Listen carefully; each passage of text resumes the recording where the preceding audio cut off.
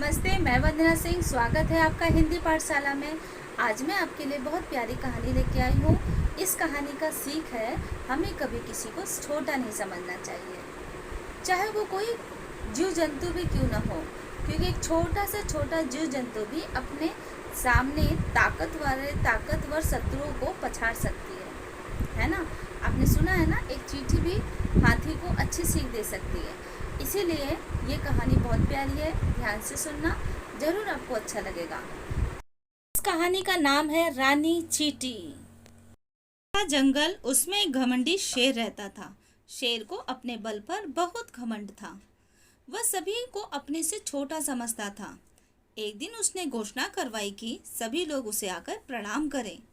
अगले दिन एक एक करके सभी जानवर शेर महाराज को प्रणाम करने आए। शेर ने इधर उधर देखा और बोला, अरे चींटियां नहीं आई अभी तक। खरगोश अपनी आदत के अनुसार बोला, महाराज वे तो हमेशा देर से आती हैं। लोमड़ी बोली, जल्दी पहुंचना उसकी बस की बात नहीं है। यह सुनकर सभी जानवर हंस पड़े।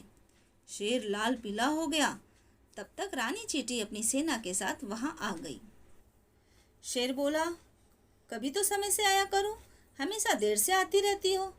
रानी चींटी बोली, महाराज रास्ते में बारिश का पानी जमा हो गया था, इसलिए आने में थोड़ी देरी हो गई। शेर गुस्से से लाल पीला हो गया। उसने आओ देखा न ताओ बोला, एक तो देर से आती हो, ऊपर से मेरे सामने जवाब देती हो। चुप हो जाओ, वरना अभी जान से मार डालूंगा। रानी चींटी यह सब देखकर परेशान हो गई। वह सोचने लगी कि क्या करे। अभी उसे एक उपाय सूझा। वह तुरंत अपने मित्र कनखजूरे के पास गई और धीरे से उसके कान में जाकर कुछ कहा। दोनों ने एक योजना बनाई और मंद मंद मुस्कुराने लगे। उधर शेर भोजन करके विश्राम कर रहा था। कुछ ही देर में उसको नींद आ गई। कनखजूरा चुपके से शेर के कान में घुस गया और उसके शेर को कान में जोर से काटा।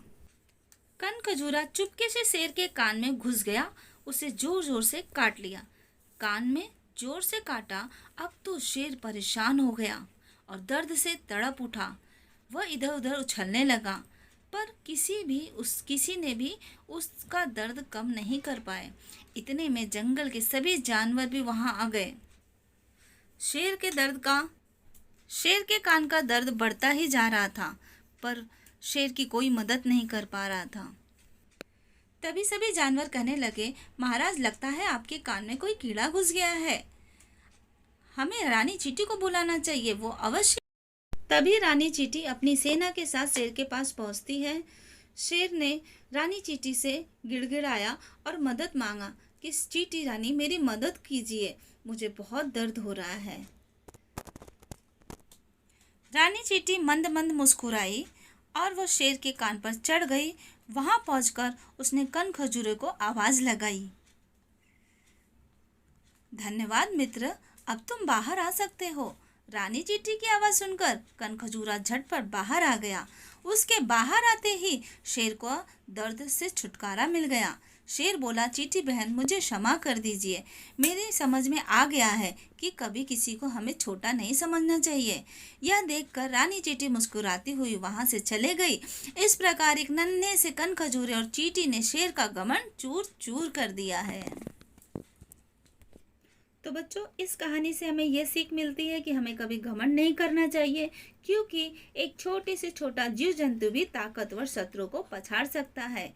जो आपको ये कहानी कैसी लगी, अच्छी लगी तो प्लीज़ कमेंट सेक्शन में लिखकर ज़रूर बताइए। मिलूंगी मैं आपको नई कहानी के साथ। तब तक के लिए धन्यवाद।